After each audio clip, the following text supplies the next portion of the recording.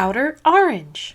Oh, welcome back, everybody. I know it's been a second since I have been around. I've obviously been in Japan, a little busy, kind of out of town type of stuff. But anyway, we're back now at home, and today we're actually going to talk about the Shadowverse Evolve Championships. Now, as you guys know, I did cast the event, so I was there with Red Zone Rogue as it was happening. But I do kind of also want to talk about it now from a me to you type of perspective. I want to have a good conversation with you guys about just how this event overall went and also the topping results. So let's go ahead and do that today. All right, fam. This is the BCWSUPPLIES Championships 2024-2025 World Finals for Shadowverse Evolve. Shadowverse Evolve did post theirs, so we're gonna kind of break it down and kind of talk about it here. So Runecraft was number one, which is no shock to anyone. In all honesty, this was the powerhouse deck. This deck is it was basically just mainly Dirt Rune and a couple other ones like Kuan and Lashana, but really it was Dirt Rune and just a very powerhouse craft. This set, I feel like it's been kind of really good for the last couple of sets, especially with Kuan in mind and all that kind of stuff. But anyway, we got Dirt, and Dirt's pretty insane. It's a little bit like slow in the beginning, but it's one of those decks where once it starts rolling, it's really hard to stop if they keep their stuff stood and you can't out it instantly. It just randomly just deals you a bunch of damage, it burns, it draws. Just a really consistent and strong deck. After that, we had Abysscraft actually as the second most popular, which is not too surprising, mainly because of bats, but also there's other variants of the deck. So I know my friend Khalil took a Natura control version of it as well, so there's a couple other versions as well you could take, but mainly it's bats obviously being the most popular. And then after that we have Forestcraft. Is it Forestcraft that's next? Yeah, Forestcraft is the next one that's most popular, and this is the puppets variant for the main parts, puppet and maybe some other variants as well. I'm assuming it was mainly puppets because I do think that deck is like pretty explosive, and also there's a fairy build as well that's pretty good. And then we have Sword, and then after that we have Dragon, and the last one we have Haven. Now Sword, you would think would be the most popular or one of the most popular picks, but it's actually Forest somehow beat it. But Sword has access to the new black and white princess versions, and they're also very powerful, very explosive deck. But I think with the control kind of wandering around between Rune and kind of sort of a little bit of Dragon and Abyss, maybe they just couldn't get through as quickly enough with Sword. And we did see some matchups with it, and it was very strong. Obviously, we saw some mirrors as well of this, so this deck is really good, but I guess it just kind of fell off a little bit. And then Dragon, originally I think Dragon was actually a little higher on percentages, and I think people were swapping last minute because it fully went down. Some people wanted to play the Stain, and then they got off the Stain. There's a lot of back and forth between this deck and like I guess the top three crafts that would have been chosen. So I saw some people were definitely swapping a little bit last minute, so we had a little bit of less representation on Dragoncraft, even though Dragoncraft is actually pretty good. The Duelist deck is okay. I do think other Dragoncraft decks are a little better, but it's okay. And then last but not least is Haven. Haven has had very little representation at all, actually. I believe there were exactly 2 decks for Haven, if I remember correctly, for the representation of it. If I remember correctly, it was 2. I could be wrong, take that with a grain of salt. I think it was 2, and it was one of different kinds. It was a Storm Ward and a I believe Amulet Haven. I believe that's the two people took the deck, I'm pretty sure. But anyway, yeah, Haven very low. I think Haven is actually pretty fine, but I guess the aggression, Haven does not deal with like early aggression very well, and you'll notice that Forest being kind of up here and Abyss being kind of up here, it's a little bit of a scary. And Sword, it's a little risky. We do have cards to out early boards a little bit better now, but you have to draw into them fast enough, so it's a little risky. And I don't think Amulet's actually the answer. I think PP is a little bit better to take to an event like this. Stormward Haven is interesting, but it kind of it takes a bit to ramp up, so I do think PP Haven was actually, if you were to go to this, probably the better of the options that you have. Definitely not Egg. Egg loses to Rune, but it does deal better into some of the other crafts, so Egg was not it either. But I think PP was a good sweet spot because it outs Rune, but also can sustain decently well into some aggro. You just have to really open well, so if you don't open well, you kind of lose. But yeah, it just depends on the situation. But anyway, so let's talk about the list here. So first place was Wib's list, which was bats actually. I think a lot of us were expecting Dirt to win, and if you watch the finals, you'll see why Bats won. It's a pretty quick game overall. Dirt didn't have time to set up, and Bats just kind of went just in, right? So there's a pretty, I would say, not necessarily a cookie cutter list, but pretty close to a cookie cutter list. This is actually almost identical to what I'm currently playing in Bats, with the Rose Queen in it, and also 2 of the 7-drop here, and then everything else is just basically Bat spam. And then you also have the Do Blame as well. You really need the Do Blame because he lets you deal with removal into other decks, so this is also a really good card here. But primarily everything else is pretty similar. So we have the Batgirls here, which is these, and you'll notice I'm not running the other one one drop. There's three one drops to the 3 of these like Raven cards, and one of them is actually missing from this list, so they just basically just prioritize other things, which is perfectly fine. That's pretty ideal. They pick the best 2 of the 3, and then you have some bat creators here, and some more bat creators here in searches. The dupe blame. This is the one that burns and draws, is pretty good. The Vania, of course, and then we have the other. This is the gift for Blood King that lets you basically play for free and just get more access to bats and stuff. A really good card. Also draws you a card, if I remember correctly. It's really good. And then we have the precious blood flangs, which also lets you just buff up your board. And then we have the sweet sentiments, which also buffs up your board. Whispers of Dream, just one copy of Whispers of Dream, interesting enough. The new Vania, which is also just really good. She evolves into the flippy one. And then we have Old Blood King, which is just a really good addition to this deck. Unleash the Nightmare, also insane card. And then we're running a little bit of this Rose Queen package, which I really like. I think that the deck really wants Rose Queen in the deck, just because sometimes you need to answer boards before you have a chance to bat stuff. So sometimes you will go into a late game, and she has a perfect late game because you burn through really fast. She's another version of burn, because Vania also can burn, and other cards can also do stuff, right? So she's just another addition to that package. And also you'll notice you run a lot of 2-drops in the deck, like a lot. You actually don't run a lot of 1-drops, unironically. Well, you do run a lot of 1-drops, but you also, like, most of your deck is 2-drops. So you actually can get away with the Rose Queening and then getting your PP points back and doing something else under Rose Queen, so it's really good. And then also we have our revival target. This is the Kudak, I believe it's called, and he just basically lets you revive cards that got killed off. And then our evolve is very simple here, just the dupe blame, the Vania, the Rose Queen, and the Blood King. Really good stuff. But anyway, overall, I think this deck's pretty insane. It wouldn't have been my pick, but I'm also but I also don't like playing decks that I know have a target in their back. It's just kind of the player I've always been. So I probably would have went with Haven or something, and I probably would have lost. So you know, probably would have been a bad decision, but just me. But overall, congratulations, of course, to first place. They did really well. The game was, like I said, they played really well. They played very fast. It was a really good game. Next we have Dirt Rune.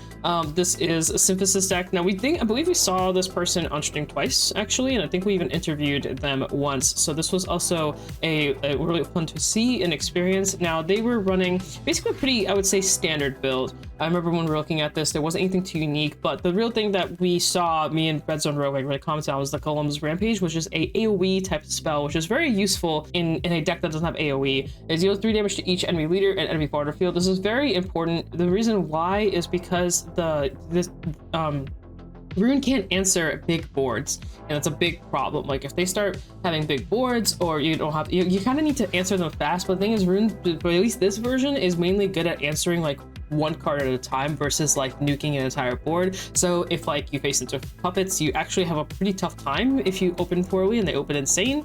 And that's really the issue, right? That's where it kind of comes down to. So that's why they threw this in. Now you'll notice they're only running 1 Angelic Barrage, but actually really hurt them into the Bats game that they had, because they had the 1 Barrage. They really could have used a second one, or finding it, drawing it, anything like that. And that's actually kind of where we saw the loss happen. And even though the deck was doing really well throughout the entire event, going into Bats, that's where the struggling started happening, because Bats just started creating a board and they couldn't out it fast enough. They didn't find either of these cards and just died, basically. It was a really fast run. I recommend watching it just to see the other end of Dirt, because people call Dirt like the best deck in the format, which it is really strong, but seeing like sort of the reverse of it happen is also interesting to kind of keep in mind, like the weaknesses of the deck.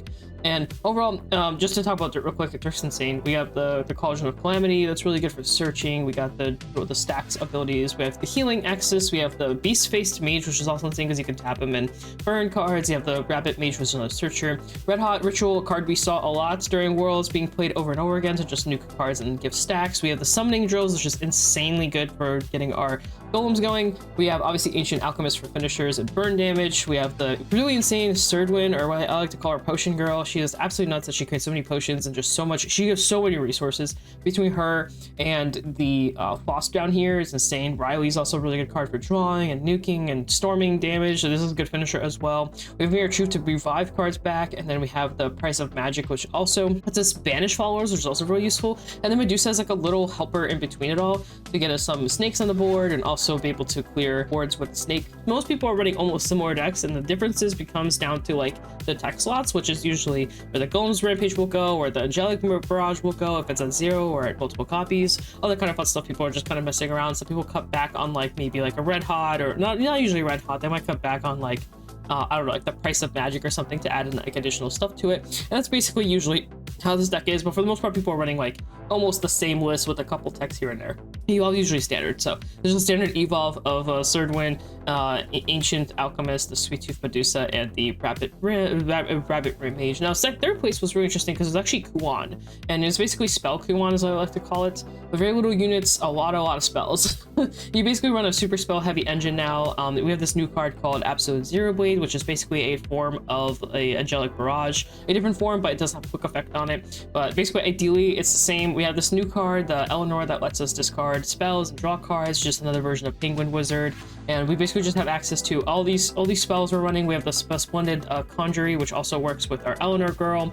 And ideally, you just want to basically set up for spells as fast as possible, then Kuan and D-shift your opponent for game. Now, we'll notice some people are running this 10 drop. She also has the discard ability to draw a card and discard a card. She lets you draw first and then discard, which is also really good. You don't play her for the first effect, obviously, but you can play her for the ward and aura if you really want to, because she's unkillable and you could ward her up and your opponent has to hard swing into her. But I think ideally she's just there for the draw discard, just to set up a little bit faster. And then yeah, we have the Kuan basically for finisher with D-shift, and then we have the one little curse crafter. But you notice it's a very heavy spell build. Before in the past this used to be like a little bit more like units, but definitely more spells now. So just a lot of board duking over and over again. This is what the evolve looks like. Pretty simple evolve. We got the one curse crafter, the Merlin, the Penguin Wizard, and the Eleanor. And then fourth place was yet another dirt player. We have another dirt deck. This is Sun's Dirt. I think we might have interviewed this person as well. I don't remember. Notice they're running 2 Angelic Barrages. You'll notice the lists are almost identical. They're just literally running 2 Angelic Barrages over 1. They're not running the Golem Rampage, and they have Price of Magic at 1. And then they're also running a little bit of that Paradise Vanguard touch. And this is a pretty good touch because it lets you nuke cards. It nukes 4 cost OS, which has access to Riley. So you get to banish cards like Riley really quickly, or banish even Third Winds or something. So into the mirror, the Paradise Vanguard is actually pretty good because it lets you answer some of these really weird cards that might come out of nowhere. And also early on, if there's any cards that you know are going to be an issue late game, and especially if there's revival or anything like that, you can just banish it instead and deal with that. Vania is also a target as well for this. So this card's insane. I really like Paradise Vanguard. It's one of my favorite cards, my favorite neutrals right now, just because of the range that it can banish. Being able to banish any 4 cost OS is a lot of good cards. A lot of good cards there. So you'll notice like this, they have the 2 evolve for that, and they just cut back on the Ancient Alchemist, only 1 Rabbit Mage, and they have the 2 Paradise, the 2 Medusa, and the Third Wind. And that's basically it. That was the top 4. Now, there was some interesting stuff also in top 8. There was a Fairies player, one of my locals friends that also made it through, but then died in top 8. I don't remember for what reasons, but they just ended up dying. But anyway, overall, I think it was a good event. I think it was really well run, and I actually think we saw a lot of really good games and a lot of Sword, ironically, and then we ended up doing a bunch of Rune and top 4. Top 4 was literally all Rune and 1 Bats player. I was a little surprised with how little Bats we were kind of seeing early on, even though Bats was representing a good chunk of the room. 1/4 of the room was like just pure Bats. So, but also a third of the room was also Runes. So it was a little bit. Everything else is a lot smaller. Overall, I had a great time, and shout out to Shadowverse, Side Games, and Bouchard for letting me to even fly out to this. It was really last minute. So it was really we were all able to work together to kind of last minute make decisions and just figure it out together. And overall, I think we did a good job organizing it all to get me there. And then also, obviously, at the event, we the staff did a really good job of organizing to kind of catch up. And I also want to thank my locals. They've been really nice and helping me to catch up. I did take like a set break where I was playing premium for Vanguard, so I took a 1 set break, but it does matter. I basically had to catch up on knowledge pool with cards, and a big shout out to my local friends who have been helping me get back, because I think overall did a good job casting, considering the fact that I was like 1 set behind. I think overall did really good. So so overall it was a really fun time. I think we all had a really great time, and overall, like I guess, congrats for everyone, and hope you guys enjoyed this little analysis. Hope it was informative to you. As always, please like and subscribe if you like what you're seeing here and all that stuff. It does help push the channel and all that goodies. But anyway, with the guys on shop, he does sell Shadowverse Evolve. So if you're interested in Shadowverse Evolve, if you want the next set that's coming out, the next set is really fun. We're out of Worlds meta now, so it's all, and we're going into Summerfest meta, which means it's going to be a team-based meta, which is going to be really fun. It's like my favorite form of playing card games. Honestly, it's really fun to play with other people. It's a blast. And set 10 is coming out. The cards on shop, code orange if you need anything. That set is absolutely so much fun in my opinion. I know it's kind of a side set, but I'm actually really looking forward to it. It's got angels in it. It's got it's got support for every craft basically. There's just so many goodies in there, so you should definitely get your cards while you can. And then also BCW, you can use my code ORANGE10 to save yourself some money on that end too, because if you case need supplies or anything to put your shiny cards in or anything like that, they got you there, and you can save 10% with that as well. Other than that, guys, peace out. So that's Sedania. I hope to see you guys in a future video, and bye.